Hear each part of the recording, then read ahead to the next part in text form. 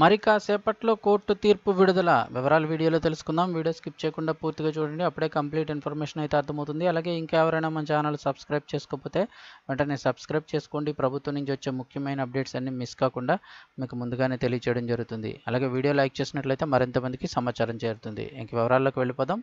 దేశవ్యాప్తంగా సంచలనం సృష్టించిన ఢిల్లీ మద్యం పాలసీ కుంభకోణం కేసులో అరెస్ట్ అయిన భారత రాష్ట్ర సమితి శాసన మండలి సభ్యురాలు కల్వకుంట్ల కవిత బెయిల్ పిటిషన్ భవితవ్యం నేడు తేలిపోనుంది. బెయిల్ కోసం ఆమె దాఖలు చేసుకున్న పిటిషన్లపై ఢిల్లీ హైకోర్టు నేడు విచారణను కొనసాగించనుంది. ఢిల్లీ మద్యం పాలసీ కుంభకోణంలో మనీ లాండరింగ్కు పాల్పడిన ఆరోపణలు ఆమె ఎదుర్కొంటున్నారు. 100 కోట్ల రూపాయలను మొత్తాన్ని ఆమ్ ఆద్మీ పార్టీ నాయకులకు చెల్లించినట్లు ఆమెపై ఫిర్యాదులు అందాయి. ఇప్పటికే ఎన్ఫోర్స్మెంట్ డైరెక్టరేట్ సిబిఐ అధికారులు ఆమెను అరెస్ట్ చేశారు. మార్చి 15వ తేదీన ఈడీ, ఏప్రిల్ 11వ తేదీన సిబిఐ అధికారులు కవితను అరెస్టు చేశారు. ఈ కేసులో ఆమె ప్రస్తుతం జ్యుడిషియల్ కస్టడీలో కొనసాగుతున్నారు.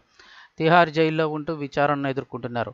బెయిల్ కోసం కవిత దాఖలు చేసుకున్న పిటిషన్లపై ఈ నెల 6వ తేదీన రోస్ అవెన్యూ న్యాయస్థానం విచారణ చేపట్టింది. ఆమెకు బెయిల్ ఇవ్వడానికైతే నిరాకరించింది.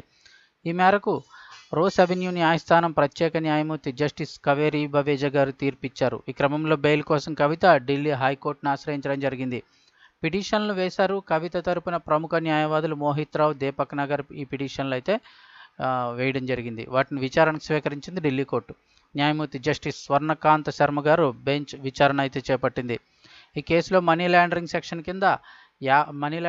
50 కింద అప్రూవర్గా మారిన వ్యక్తి ఇచ్చిన స్టేట్మెంట్ల ఆధారంగా మాత్రమే ఈడీ దర్యాప్తు కొనసాగుతుందని, ఆ స్టేట్మెంట్లకు సంబంధించిన ఒక్క డాక్యుమెంట్ను కూడా ఇప్పటి వరకు అధికారులు సేకరించలేకపోయారని కవిత తన పిటిషన్లో పేర్కొన్నారు. అలాగే పీఎంఎల్ఏలోని సెక్షన్ 19 ప్రకారం తనను అరెస్ట్ చేయడం అక్రమం అని, 100 కోట్ల రూపాయలను ఆప్ నేతలకు చెల్లించినట్లు ఎలాంటి సాక్ష్యాధారాలను కూడా సంపాదించలేకపోయారని, ఆ నగదును కూడా రికవరీ చేయలేకపోయారని అన్నారు.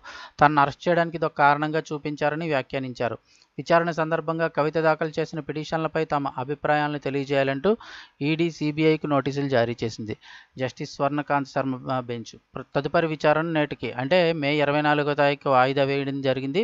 ఈ నేపథ్యంలో నేడు ఈ పిటిషన్లపై మరోసారి విచారణ అయితే జరగనుంది. మరి కాసేపట్లో కోర్టు తీర్పు కూడా రానుంది.